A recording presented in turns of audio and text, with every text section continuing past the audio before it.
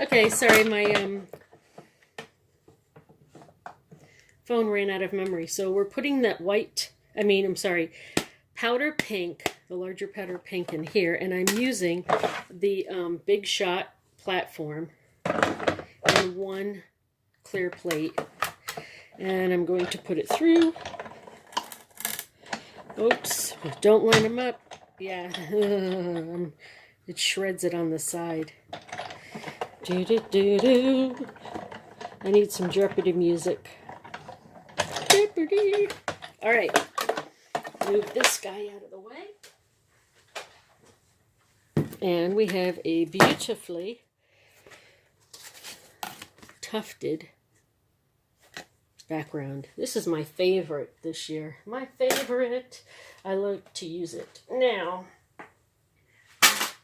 our next item is we're going to get the little piece of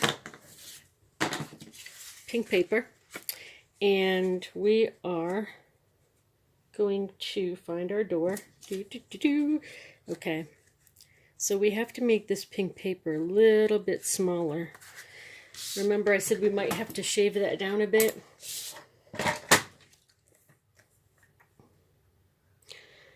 All right, let's see. So from this side of, let's see if we can do this. Can I do this? All right, so from right here, let's see, I'm doing don't measure from this fat piece, measure from that part. So that's about 2 inches. And so I'll measure from the line to the line inside is 1 3/4. Okay. And from here to here is 3 1/2. Okay. So I want to go a little bit bigger because I want that in the background. So we're just going to go 3 3/4 and see how much that gives us in length. I just kind of threw the other one together, so I'm not sure. Okay, we're doing 3 3/4, and let's see. Let's go down to 2, and will that hide behind there? Yes, yes it will. Perfection. Okay, so we did this is 2 inches by 3 3/4 inches. That's going to go behind the door. That's how we're going to get the flat plus the tufted. Okay.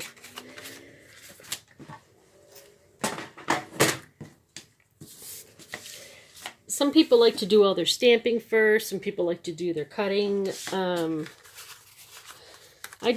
like to actually go do the big pieces first and then go back and do the little pieces. It kind of depends.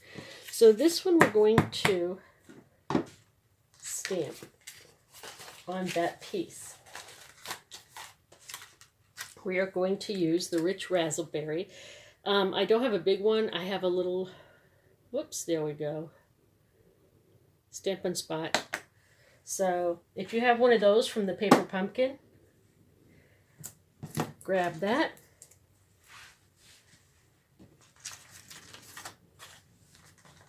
I'm just putting things away over here. Sorry for the off-camera activity. I'm trying to find my block with my stamp on it because I had everything set up over here to go, and of course it disappeared. All right, I found it. So we are using right here, I feel at home when I'm with you. And we're going to use the Rich Razzleberry, which matches the background paper. Okay. And since I'm using the Stampin' Spot, I want to make sure I get ample coverage.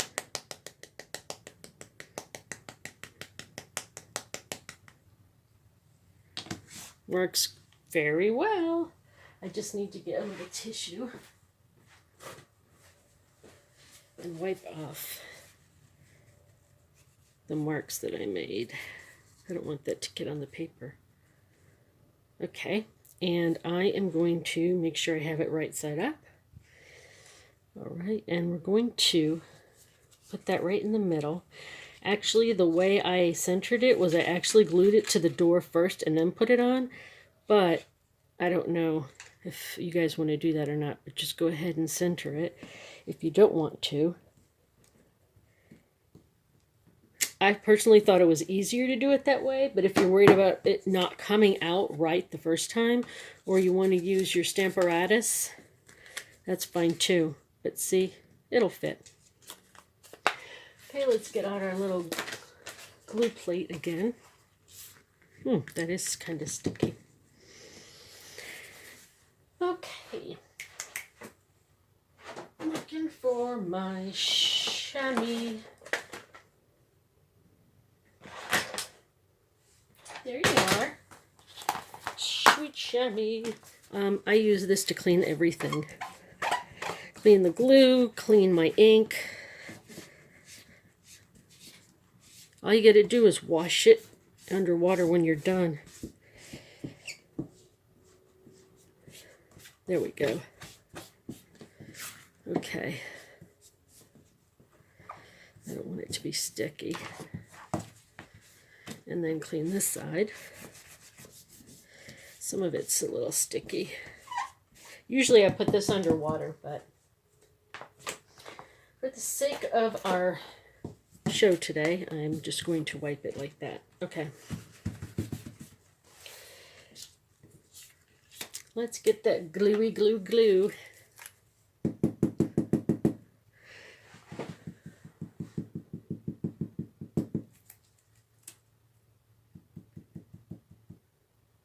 And I'm going to put this pretty close to the edge. Even if I go over the edge a little bit, this door is going to be glued onto a piece of paper anyway. So, oh boy, I need to, there we go. So if there's any sticking out, that will be just fine. Now what I want to do is open the door and place this like that. There we go. It might not be perfectly straight. Whoops. So perhaps I should have done it this way. But my main interest is to get the stamp, the message in there. So there we go. Okay. Now we can go ahead and put this on here. And that will be the background for our door. I want to make sure I have that placed. And yes, I have the sides wider than the bottom and the top on purpose. Actually, we're going to push that down a little bit more. And I want it like that.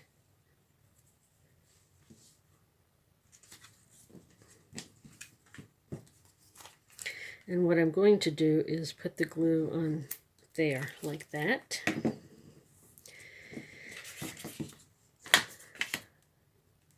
And try to set it up. I'm just going to eyeball it so that this part is flush with the bottom. Whoa, whoa, whoa, whoa, slippery glue. And this dries fast too, so you want to make sure you get it. Place it properly before you press it, because once it's down, it's down. There we go. Ta-da! I did get a little bit of extra glue there. I was afraid I was, but I just wanted to make sure you could see the glue.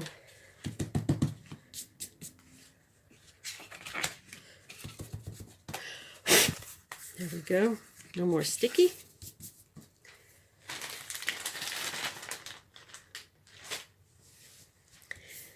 Next, we are going to put this on this tufted piece. And it's crooked. Oh, poo. Oh, well. That's all right. Make sure yours isn't crooked. You can see it right there. It's driving me crazy. Okay. And in our prototype, we have this little welcome, so we're going to do that too. And although there is a little piece that we can use to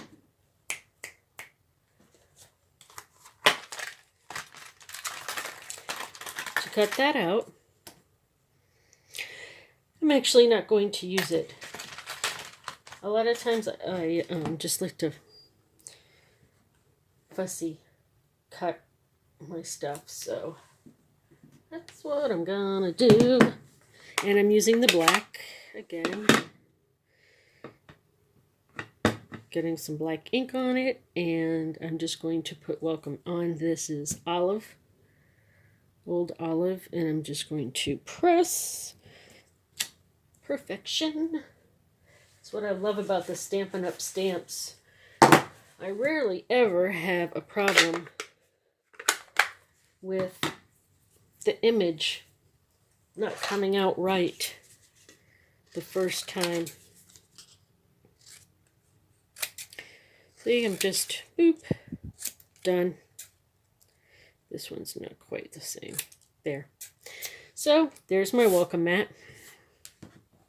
I think I might want it a little bit less, like that. Okay.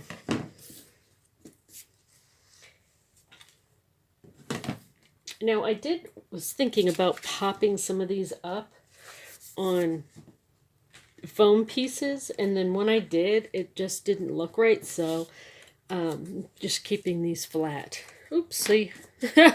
I already did some stamping oopsies on the back, so yep, that's the great thing about paper. You can always use the other side.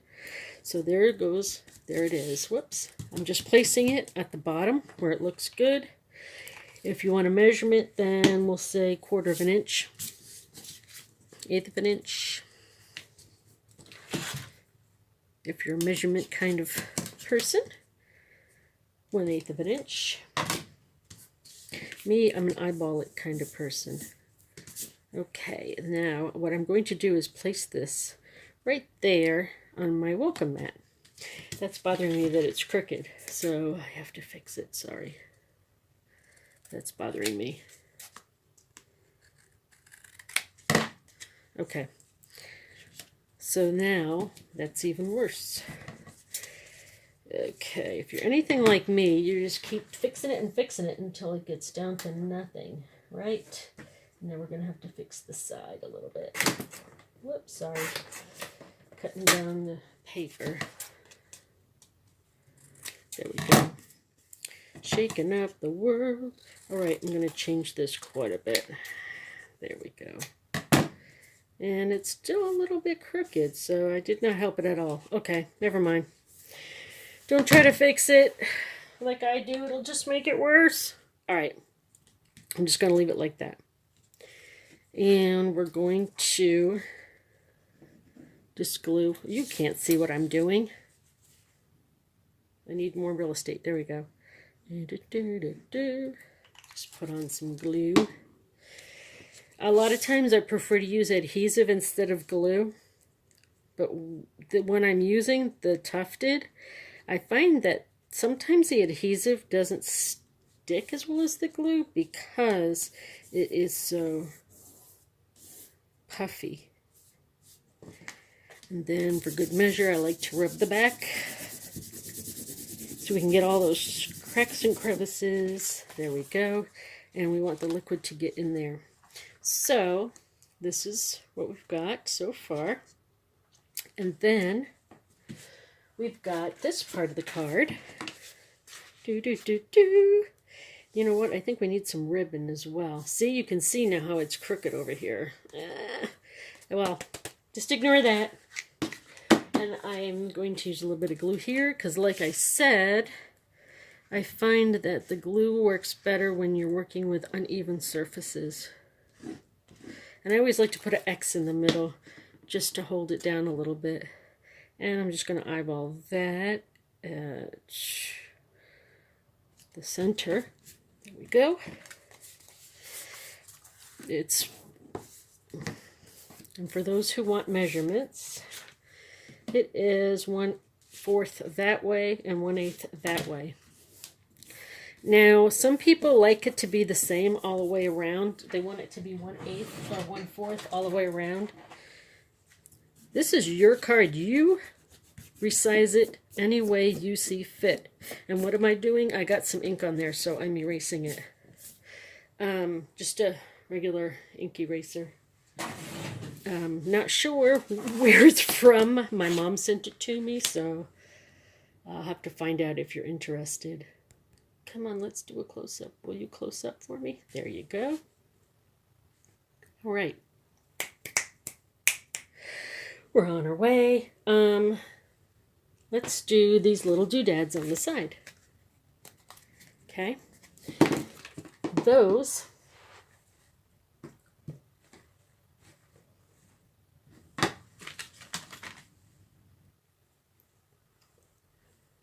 next, we're going to do the little lanterns. So we're taking this one, and we're taking the little lantern piece from the framelits. Oh, I've got ink all over my hands already. Hey, it's not fun if you can't get messy, right? Just like cooking. What fun is it if you can't get a little messy? And I'm going to use some Whisper White. Find some scraps.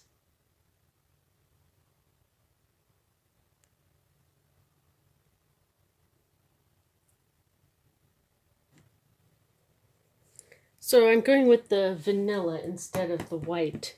I used the white on here, and I want to see what it looks like with the vanilla. Maybe it'll give it some kind of more of a background or depth. So I'm going to ink it up with the black ink. And this one. I don't like the coverage on this one. I'm a little bit picky, so that is it too much? Let's see. That looks a little bit too much. Okay. I don't want it to be smudgy. Okay, so I pressed a little bit too hard. That's better. Okay. That's why you have two sides to every piece of paper. Wash this off with my chamois. Okay, now let's get our little piece and cut this up. Close up that. Get the big shot. And I am going to need the other platform.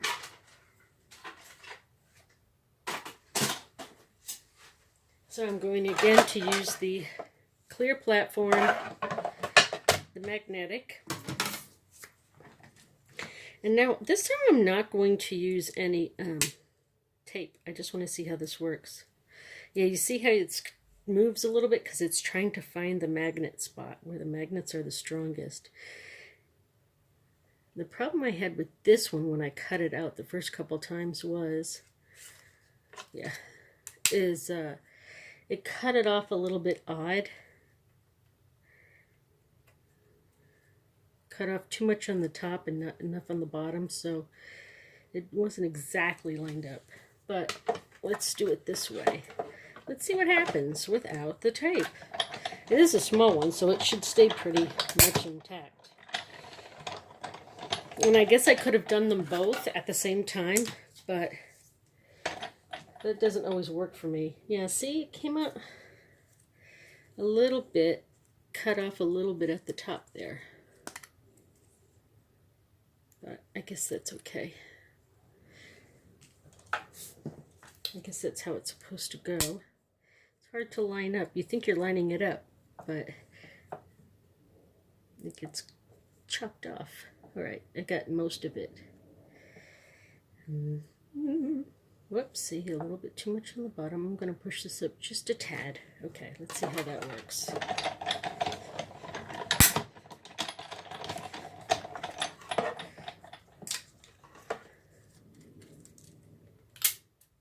Oh yeah, they came out better.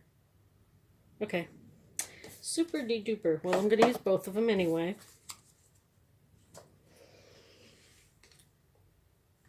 Put the this back in my case. It's so tiny.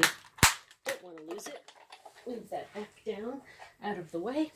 And on this one, I actually used, let's see if I can do a close-up. Okay, I actually used the foam. Whoops, come on, cooperate, see? So it's up this, and then on this card, I'm going to just put it flat down with the glue and see what happens. Okay, and again, that's not quite lined up. I was trying to see if I could eyeball it. Apparently, I cannot. Oops, okay, get it there. And get a little bit of glue on there. Spread it around so it doesn't ooze out. Okay. Perfectly uneven. There we go. So now we're going to color. I could have colored those before I even cut them out. Not sure why I didn't, but okay. So we're going to use the watercolor pencils. And I am going to use Daffodil Delight. And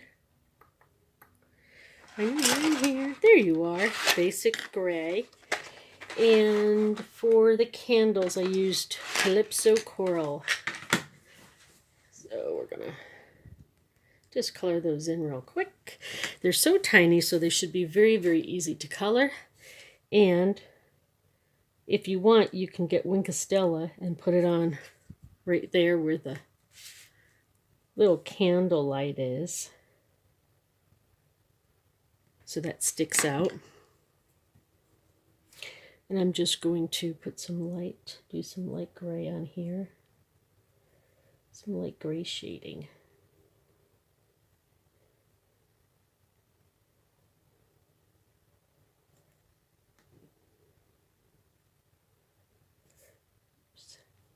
It's hard for me to get in those little corners and crevices without my magnifying glass. So for those of you who have really good eyesight, then you can just do this real quick. I usually use a magnifying glass when I color because I really do have that much trouble seeing sometimes. So let's see. So if my coloring looks messy right now, I apologize. Okay, so there we go. So that, let's see, put these side by side. Excuse me, I had to stop and sneeze. Okay, this is with it puffed up, and these are flat. So you can kind of tell a little bit which one you might like better. Flat and puffy. I think I like them better flat. And see, then you still can open your door. You have them open the door like that. Now you still have the whole inside that you can write in and put a white piece of paper in there. Whatever you want. And I'm thinking we should put a bow somewhere. I do want to put that little wreath here that I made. Da, da, da, da. So like I said, I took this. I used old olive paper. A little scrap of paper, and I will make it again just so you can see in case you want to do it. And I use, there's two different wreaths. This is the flower wreath next to the flower pot and the sunflowers, and then this is the wreath that has the berries and the holly, because it's right next to this one that has the berries and the holly. So that's easy to tell. So I took that, put it on this, use the old olive classic ink pad. This color's still available, even if it's in the new ink pad. It's the same color. Oops, wipe off a little extra. And I really want that to be good. Press it. As you can see, I've used this paper for several things. Never waste it. I might have mistakes on one side, but then I can always use the other side. So now there is a little cutout piece that you can use. This one is actually for both of the wreaths. I have some tape on there. So you can use this for either wreath. So that's why I only have one of those. Since I like to fussy cut things, I'm just going to do this for now and show you how I did the berries. You can do that. This one I did use the die cut on. For the sake of time, we're just going to do this so I can recreate and just show you real quick. All I did was look for the dots. That's it. Dot, dot, dot, dot. Some of them have one, some have two. Just got to really look for it. Here, maybe I'll go up higher so you can see. There we go. And there we go. Dot, dot, dot. You barely have to touch the paper. You don't have to press down real hard. Just barely kiss it. Like that. And there's one there. And whoops, it's hard to see. I'm trying to do it through the camera and it's not working that way. Okay.